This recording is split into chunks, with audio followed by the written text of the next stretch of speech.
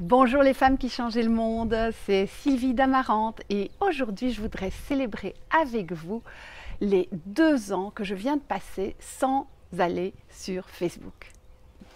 Je vais vous expliquer comment en tant qu'entrepreneur on peut se passer de Facebook tout en restant actif sur ce réseau parce qu'il n'est pas question toutefois de ne plus du tout se montrer ni de plus communiquer.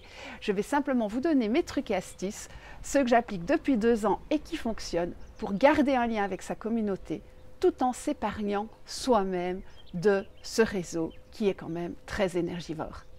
La première opération que j'ai faite il y a 2 ans, c'est tout simplement de désinstaller l'application Facebook de mon téléphone.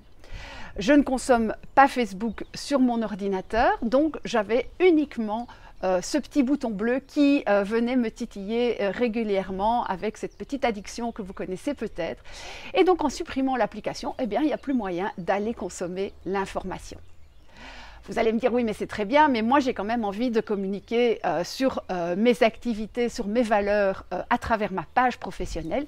Je n'ai pas dit qu'il fallait supprimer son compte Facebook ni supprimer sa page, bien au contraire.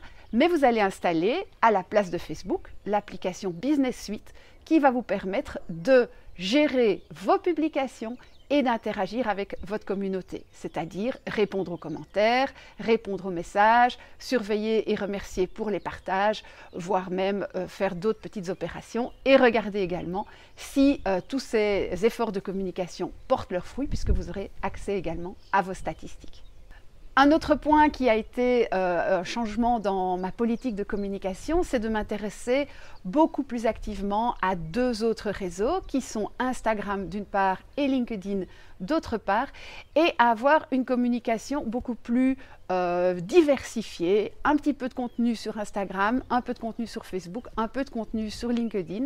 Chacun de ces réseaux a ses particularités, mais au départ de la même information, on peut tout à fait faire des publications sur ces 3 réseaux et avoir comme ça une visibilité qui va être multipliée. On parle encore une fois ici de garder un lien avec nos ambassadeurs, avec notre communauté, et c'est donc important d'être présente pour autant qu'on partage bien sûr des informations utiles, des informations de qualité. Un troisième point qui est important, tout ce temps que vous allez épargner à vous disperser quelque part sur Facebook, je vous invite à l'investir dans d'autres outils de communication que les réseaux sociaux. Premier outil qui est capital pour garder un lien avec votre communauté, c'est votre newsletter. On ne dira jamais assez combien une newsletter bien ciblée, avec du contenu profond, du contenu qui tisse des liens, c'est le meilleur outil pour garder le lien, puisque vous savez exactement ce que vous produisez comme contenu et à qui vous l'adressez, et que vous avez beaucoup de chances que ce contenu arrive dans la boîte aux lettres de vos visiteurs, ce qui n'est pas du tout le cas quand vous publiez une info sur Facebook. Il n'y a peut-être que 5 ou 10% de vos abonnés qui vont l'avoir. Un deuxième outil que j'ai développé, c'est la vidéo. La vidéo qui est diffusée principalement sur ma chaîne YouTube, mais également sur mon blog, et qui tisse un lien très particulier avec ma communauté, parce que quand on voit quelqu'un en vidéo, il n'y a pas de filtre. Vous voyez, je ne suis pas super bien coiffée, c'est comme ça, je ne peux pas tricher. Et je vais également vous transmettre beaucoup plus qu'à travers du texte et une photo. Vous allez comprendre ici que voilà, je vous parle avec mes tripes, avec mon cœur. Et si vous arrivez à tisser ce lien-là avec vos clients, avec votre communauté, vous avez vraiment réussi votre objectif de transmission de votre message. Enfin, un point qu'on néglige beaucoup trop quand on est trop actif sur Facebook, c'est son site internet. N'oubliez pas que là aussi, vous êtes enfin chez vous, c'est vous qui maîtrisez le message que vous donnez, le nombre de pages, leur disposition. Vous pouvez vraiment mettre l'ensemble de vos contenus sur votre site. C'est là que les gens vont aller le chercher en premier quand ils entendent parler de vous. C'est également là que le référencement va amener des personnes. Donc soignez votre site internet, je vous en prie, ne le négligez pas. C'est la base de toute communication efficace pour un entrepreneur, et ça ne changera jamais, quelle que soit l'évolution des algorithmes. Mon bilan après 2 ans sans Facebook, d'abord c'est que moi je me sens libérée, que je sens vraiment une beaucoup plus grande légèreté par rapport au temps que je passais avant sur ce réseau.